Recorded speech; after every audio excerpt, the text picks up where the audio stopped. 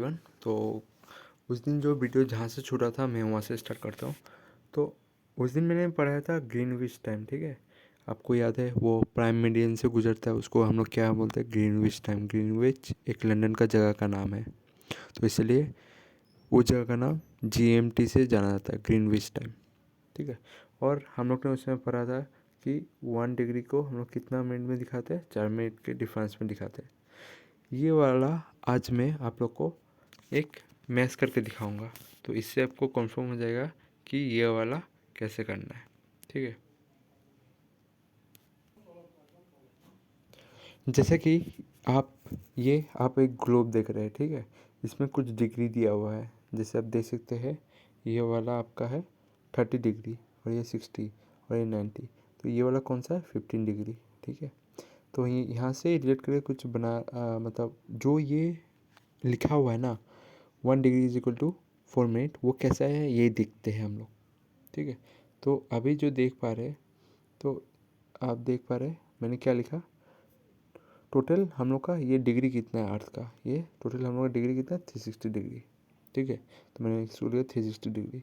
उसके बाद हम लोग में कितना घंटा में ये पूरा रेवोल्यूशन मार लेता है अर्थ, हम लोग का पृथ्वी कितना समय तक अपना जगह में रोटेशन कर लेता है, वो 24 घंटों में कर लेता है। तो हम लोग इस चीज़ से हम लोग एक चीज़ पता लगा सकते हैं कि 1 घंटा में अर्थ कितना डिग्री मूव करता है।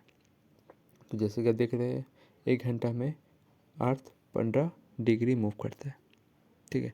और 15 डिग्री को अगर मैं मिनट में लिखूँ, ठीक है, मतलब हम लोग का 1 घंटा में 15 डिग्री मूव करता है, तो 60 मिनट में अर्थ कितना मूव कर रहा होगा, वही 15 डिग्री मूव कर रहा होगा, क्योंकि 1 hour is equal to 1 hour को मिनट में कन्वर्ट करने से कितना लिखना पड़ेगा, 60 मिनट लिखना पड़ेगा। तो 60 minute is equal to 15 degree, या तो आप लोग ऐसे भी बोल सकते हो 15 degree is equal to 60 minute, ठीक है। अगर हम लोग अभी 1 डिग्री का वैल्यू निकालना चाहिए कि 1 डिग्री के हिसाब से अर्थ को कितना समय चाहिए, या अर्थ को कितना कितना मिनट चाहिए, ठीक है। तो 1 डिग्री के हिसाब से अर्थ को तो आपका 4 मिनट चाहिए, ठीक है, जो कि यहाँ पर लिखा हुआ है, ठीक है। 15 डिग्री घूमने के लिए अर्थ को 60 मिनट चाहिए, 1 घंटा घूमने के लिए अर्थ को 4 मिनट चाहिए, ठीक है। तो ये आपका हो गया। नेक्स्ट यहाँ पर कुछ लिखा हुआ है, जैसे ये लिखा हुआ है कि 15, अगर हम लोग अभी सोच लो, अब अभी हम लोग इधर से इधर जाना चाहते हैं, ठीक है, मतलब 0 डिग्री से स्टार्ट करके 15 डिग्री तक जाना चाहते हैं, ठीक है। और हम लोग का ये बीच का जो ये आप देख पा रहे हैं ना, ये 15 डिग्री वाला लाइन है ना, तो ये 15 डिग्री वाला लाइन 15 डिग्री वाला लाइन तक पहुंचने के लिए हम लोग कितना समय चाहिए, ये कैसे पता चलेगा। अगर ये वाला लाइन अगर 15 डिग्री है, ठीक है, ये वाला लाइन अगर तो ये वाला लाइन अगर 15 डिग्री है, तो उसका हम 4 से मल्टीप्लाई कर देंगे। 4 से हम लोग किस लिए मल्टीप्लाई किए, क्योंकि 1 डिग्री में आपका 4 मिनट होता है, तो 15 डिग्री में कितना मिनट हो जाएगा अगर हम 4 से इंटू करेंगे। तो इधर आप देख सकते हैं क्या लिखा हुआ है, 60 मिनट्स, ठीक है। तो 60 मिनट्स में ये कितना हो जाएगा, 1 आवर हो जाएगा, ठीक है। तो 1 घंटा चाहिए हम लोग को 15 डिग्री तक जाने के लिए। तो 1 घंटा मतलब सोच लो हम लोग ने 12 बजे से चलना शुरू किया, और हम लोग 15 डिग्री में पहुँचने के लिए हम लोग कितना समय चाहिए, 1 घंटा चाहिए। वैसे ही आप अगर इस साइड पहुँचना चाहेंगे, तो इस साइड में क्या होगा, ये कम होगा, क्योंकि ये नेगेटिव दिखा रहा है ना साइड वाले, तो इसमें आपका समय कम होगा। क्या होगा कि आपका जो, अगर सोच लो 12 बजे आप लोग 0 डिग्री में है, और आप लोग इस साइड मूव करना शुरू किए लेफ़्ट साइड, तो आप लोग का क्या होगा, 1 घंटा कम हो जाएगा, मतलब 11 बजेगा। तो इसीलिए ही आप देखते हैं टीवी में, अगर इंडिया का मतलब सुबह हो रहा होगा, तो अमेरिका में वो रात हो रहा होगा, इसी कारण से आप लोग टीवी में ये सब दिखते हैं। तो ये सब कुछ इम्पोर्टेंट बात है जो हम लोग को पता होना चाहिए क्यों होता है ये। अभी एक चीज़ मैं बोल देता हूँ कि इंडिया जो कंट्री है, हम लोग का कंट्री, वो कितना डिग्री पे स्थित है। ये जैसे कि इधर देख सकते हैं, ये इंडिया कंट्री 82.5 ईस्ट पे मतलब है, ठीक है, हम लोग का कंट्री। या अगर आप अर्थ में अगर ढूंढने जाओगे तो इंडिया को 82.5 डिग्री पे आपको अर्थ को मिलेगा। और एक चीज़ बोल देता हूँ, और ये जो लॉन्गिट्यूड है वो लॉन्गिट्यूड पास होता है आपका उत्तर प्रदेश, मध्य प्रदेश, उड़ीसा, छत्तीसगढ़, आंध्र प्रदेश। ये बहुत बहुत इंपॉर्टेंट क्वेश्चन है, आपको एग्जाम में याद रखना है। पहला तो डिग्री, इंडिया का दूसरा डिग्री पे मतलब पाया जाता है, कौन सा डिग्री पे पाया जाता है, तो 82.5 में। और कौन सा मतलब स्टेट से पास होता है, उत्तर प्रदेश। उत्तर प्रदेश का एक इम्पोर्टेंट एक जगह का नाम है जहाँ से इंडिया का टाइम डिसाइड होता है। आप लोग को अगर मालूम हो तो मैं उसका नाम बोलता हूँ। तो मैंने बोला था ना कि इस जगह से आपका इंडिया का सारा टाइम डिसाइड होता है, चाहे नॉर्थ हो, चाहे वेस्ट हो, चाहे साउथ हो। इस पॉइंट को मान के ही इंडिया का सारा तुम्हारा टाइम डिसाइड होता है। तो 8.5 डिग्री जो ये लॉन्गिट्यूड है वो कहाँ से गुजरता है, ये उत्तर प्रदेश का मिर्ज़ापुर, जो कि नियर इलाहाबाद। तो एग्ज़ाम में क्वेश्चन ये बहुत बार आया है, तो आप लोग को ये पता होना चाहिए कि एग्ज़ाम में एक क्वेश्चन आ जाता है कि यहाँ से अगर पूछा जाएगा तो ज़रूर एक क्वेश्चन पूछा जाएगा कि कौन सी जगह से ये पास होता है, तो आपको मिर्ज़ापुर या इलाहाबाद देखने को मिल जाएगा। तो आपको ये यहाँ में से कोई एक करेक्ट करके आना है, ठीक है। तो नेक्स्ट बढ़ते हैं हम लोग।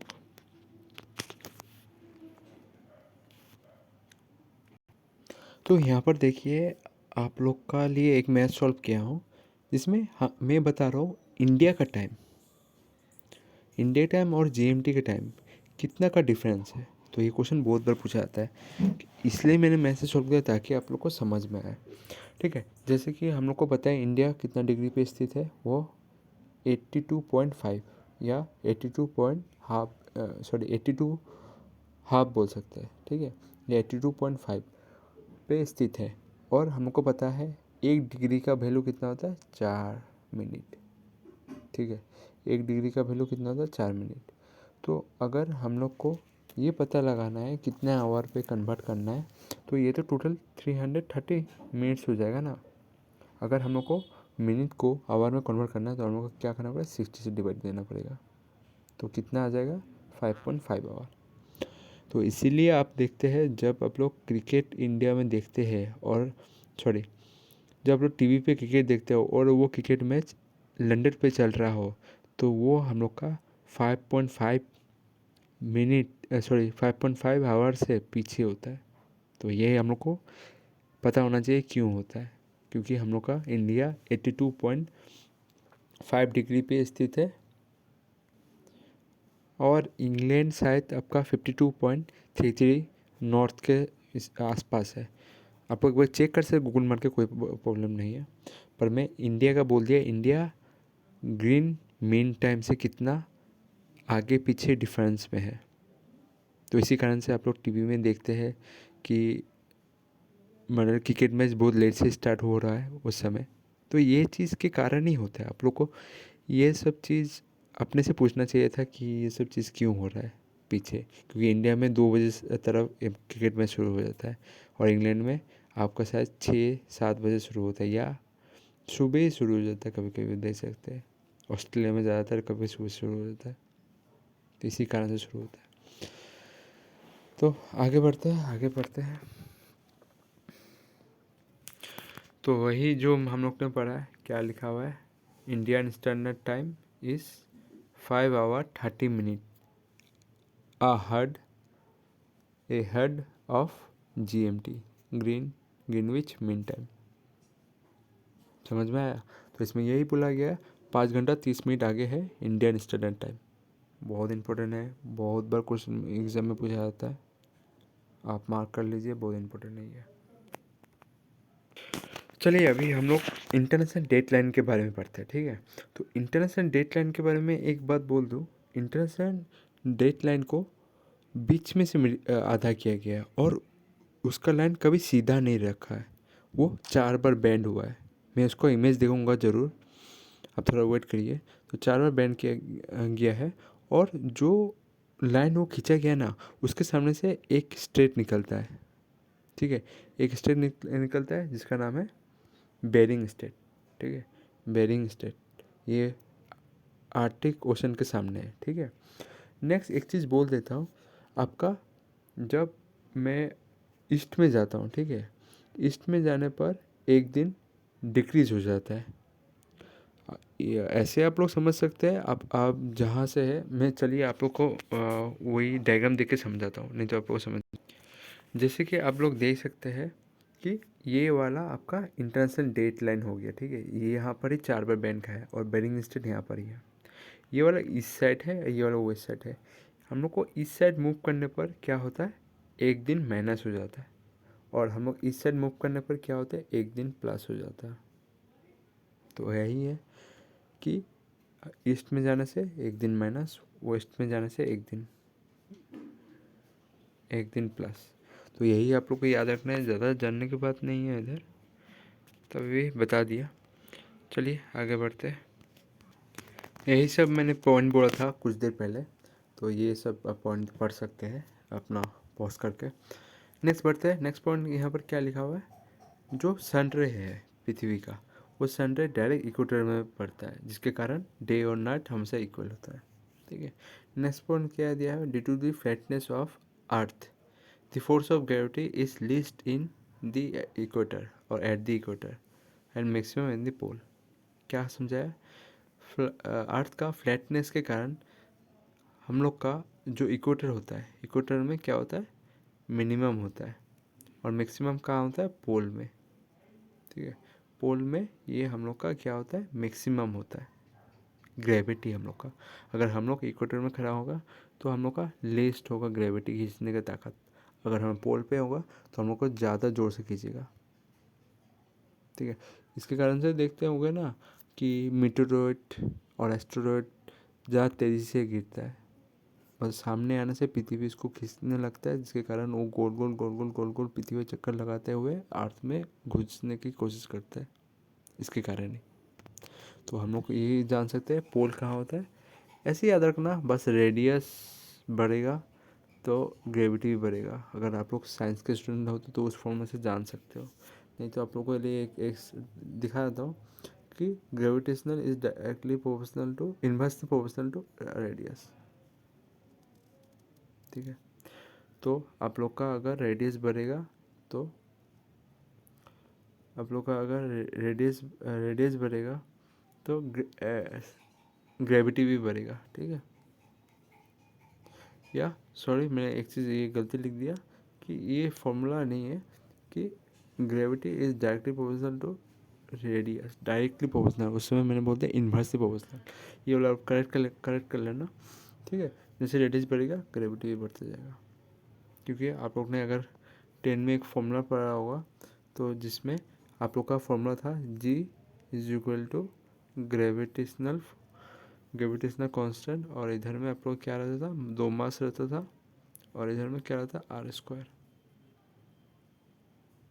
ठीक है।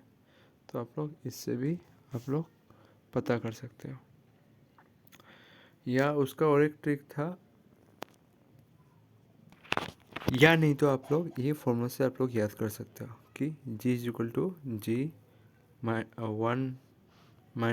2 एच क्या है, हम लोग का एल्टीट्यूड है, और इधर क्या हो जाएगा आर। ये फॉर्मूला से आप लोग पता कर सकते हो। जैसे कि हाइट बढ़ रहा है, हाइट बढ़ेगा तो हम लोग ग्रेविटी भी बढ़ेगा, ठीक है। हाइट मतलब क्या, एल्टीट्यूड का हाइट, ठीक है। और जैसे हम लोग ऊपर जाते रहेंगे हम लोग का ग्रेविटी भी ज़्यादा खींचता रहेगा। तो यही है, ये चीज़ है आप लोग को याद रखना है। और आप लोग ये जो पॉइंट देख पा रहे हैं, ठीक है, ये जो पॉइंट देख पा रहे हैं, जिसमें लिखा हुआ है the northern hemisphere and the southern hemisphere the condition of sub tropical high pressure is found between 30 degree to 35 degree latitude. इसमें क्या बोला है, जो नॉर्दर्न हेमिस्फीयर और साउदर्न हेमिस्फीयर है उसका जो सब ट्रॉपिकल का हाई प्रेशर है वो कहाँ पर मिलता है, वो 30 टू 35 डिग्री के अंदर मिलता है। और इस लेटीट्यूड को क्या नाम से बुलाया जाता है, ये बुलाया जाता है तुम्हारा हॉर्स लेटीट्यूड, ठीक है। बहुत ज़्यादा इंपॉर्टेंट क्वेश्चन, बहुत बार पूछा गया है, तो आप लोगों को ये याद करना बहुत ज़रूरी होता है। तो चलिए मैं थोड़ा आप लोगों को बता देता हूँ ये कहाँ पर मिल जाएगा, इमेज दिखा देता हूँ। जैसे कि आप लोग इस इमेज में देख पा रहे हैं ना, ये वाला लाइन को हॉर्स लैटिट्यूड बोलता है, और ये साउथर्न वाला पार्ट में ये वाला हॉर्स लैटिट्यूड है। ठीक है, तो आप लोग को याद रखना है जहाँ पर प्रेशर हाई रहता है उधर ही आप लोग को हॉर्स लैटिट्यूड देखने को मिलेगा, वो होता है नॉर्थर्न और साउथर्न लैटिट्यूड में। ठीक है, ये पॉइंट याद रखना बहुत ज़रूरी है। हॉर्स लैटिट्यूड किसको बोलता है, तो हाई प्रेशर के रिलेटेड है। तो ये एग्ज़ाम में बहुत बार पूछा गया, एसएससी में बहुत बार पूछा गया है। ठीक है, अभी कुछ इस इमेज में ये सब दिखाया गया है कि tropic of cancer, tropic of Capricorn और इक्वेटर से कौन सा कंट्री पास हो रहा है। तो आप लोग के लिए जो जो मैंने मार्क किया है वो सब कंट्री इंपॉर्टेंट, बाकी सब उतना इंपॉर्टेंट नहीं है, क्योंकि यहाँ से क्वेश्चन पूछा जाएगा कि पूछ दिया जाएगा कि टॉपिक ऑफ कैंसर में इनमें से कौन सा कंट्री पाया जाता है। तो आप लोगों को वो मार्क के आना पड़ेगा एग्ज़ाम में। ज़्यादा नहीं मैंने दिया है कंट्री, पर कुछ कुछ दिया है जो ज़्यादातर एग्ज़ाम में पूछा जाता है। तो पहला देख सकते हैं आप लोग, टॉपिक ऑफ कैंसर से कौन सा गुजरता है, मेक्सिको। उसके बाद कौन गुजरता है, इंडिया। उसके बाद कौन गुजरता है, बांग्लादेश। उसके बाद म्यांमार। उसके बाद चाइना। ठीक है, ये सब देश टॉपिक ऑफ कैंसर से गुजरता है। और इक्वेटर से कौन सा गुजरता है, वो आपका हो गया कोलंबिया, ब्राज़ील, मालदीव और इंडोनेशिया। ठीक है, तो इक्वेटर से गुजरता है। और टॉपिक ऑफ कैप्रियन से कौन सा गुजरता है, और चिली, अर्जेंटीना। ठीक है, और ब्राज़ील, और तुम्हारा हो गया नामीबिया और साउथ अफ्रीका और मेडागास्कर और ऑस्ट्रेलिया। मेडागास्कर का मतलब बहुत बार एग्जाम में पाया गया है कि टॉपिक ऑफ कैंसर या टॉपिक ऑफ कैप्रियन में पाया जाता है। तो आप लोग को मार के आना पड़ेगा टॉपिक ऑफ कैप्रिकॉर्न। ठीक है, टॉपिक ऑफ कैप्रिकॉर्न में पाया जाता है। और चिली में तो आपको पता है, थोड़ा बोल दे रहा हूँ, चिली में वो लिथियम का भंडार है जिसको ट्रायंगल गोल्ड कहा जाता है। ठीक है, और आप लोग का नेक्स्ट, अगर अभी मैंने लिथियम बोल दिया तो लिथियम को रिसेंट नाम से किस नाम से जाना जाता है, वाइट गोल्ड। ठीक है, वाइट गोल्ड के नाम से जाना जाता है। तो ये नाम थोड़ा बोल दिया ताकि आप लोग को रिलेट करके सारा चीज़ पढ़ना चाहिए हम लोग को, इसलिए मैं बोल दिया। तो नेक्स्ट ये आप देख सकते हैं कि 2 पॉइंट में बोल रहा हूँ। एक तो बोल रहा हूँ अफ्रीका का जो कॉन्गो रिवर है, कॉन्गो रिवर, वो इक्वेटर को 2 बार काटता है। ठीक है, अफ्रीका का कॉन्गो रिवर है जो इक्वेटर को 2 बार काटता है, और अफ्रीका का लिम्पोपो रिवर है जो क्रॉस करता है टॉपिक ऑफ कैंसर को, वो ट्वाइस। तो ये सब क्वेश्चन बहुत बार पूछ चुका है, पूछ लिया जाएगा कि कौन सा रिवर है जो इक्वेटर को 2 बार काटता है। Which river of African continent cross और क्रॉस द इक्वेटर 2 टाइम। आप लोग को मानना है कॉन्गो रिवर, बहुत इंपॉर्टेंट, बहुत बार पूछा गया है। नेक्स्ट आप लोग को वही पूछ लिया जाएगा सेम घुमा के, कैप्रिकॉर्न रिवर को किसने 2 बार काटा है। तो आप लोग को याद रखना है लिम्पोपो रिवर। अगर आप लोग देख सकते हैं, एक क्वेश्चन मैंने ऐड किया है, ये क्वेश्चन का आंसर आप लोग पॉज करके देना। Which river cross topic of cancer twice. ये इंडिया का सारा रिवर है। इंडिया का रिवर कौन सा जो क्रॉस करता है टॉपिक ऑफ कैंसर को 2 बार। पॉज कर लो, उसको कोशिश करो अटेम्प्ट करने का। सही आंसर है माही रिवर। ठीक है, ये पीसीएस के एग्ज़ाम में आया था, ये माही रिवर हो जाता है। ठीक है, तो ये आप लोग को याद होना ज़रूरी हो जाता है। इसका एक ट्रिक मैं बोल सकता हूँ कि अफ्रीका का जो कॉन्गो रिवर है, तो आप लोग अगर कॉन्गो सेट देखे होगे तो कॉन्गो सेट हमेशा क्या होता है, एक लाइन में रहता है, हमेशा बीच में होता है। ठीक है, बीच में भी एक कॉन्गो रहता है। कॉन्गो 3 चीज़ से बना हुआ रहता है, 3 ड्रम से। तो एक लाइन में रहता है और वो एक कॉन्गो बीच में रहता है। तो बीच से क्या हो गया, इक्वेटर। इक्वेटर को काटने वाला कौन सा हो जाएगा, कॉन्गो, कॉन्गो रिवर, ऐसे याद रख सकते हो। और इसको होता है लिम्पोपो रिवर। लिम्पोपो रिवर को कैसे याद रख सकते हो? देखो लिम्पोपो, तो इसको ऐसे बोलो कि पौ पौ, तो पौ पौ एक हॉर्न का आवाज़ हो गया। तो हॉर्न किसके पीछे मारते हैं ना, ऐसे तो नहीं मारते, किसी गाड़ी के पीछे मारेंगे। तो वो गाड़ी के पीछे मारने वाला क्या होगा, वो पीछे रहेगा। पीछे मतलब क्या, टॉपिक ऑफ कैप्रिकॉर्न, ठीक है। पीछे वाला मतलब क्या, टॉपिक ऑफ कैप्रिकॉर्न। तो टॉपिक ऑफ कैप्रिकॉर्न को काटने वाला कौन है, वो है लिम्पोपो रिवर, जो कि ये अफ्रीका कॉन्टिनेंट में ही पाया जाता है। चलिए नेक्स्ट आगे बढ़ते हैं। तो चलिए आज के लिए यहाँ रखता हूँ। मैं आपका दोस्त शुभम। Good night everyone. आप सब अपना ख्याल रखिए। नेक्स्ट मिलेंगे नेक्स्ट वीडियो पर कुछ नए टॉपिक लेके।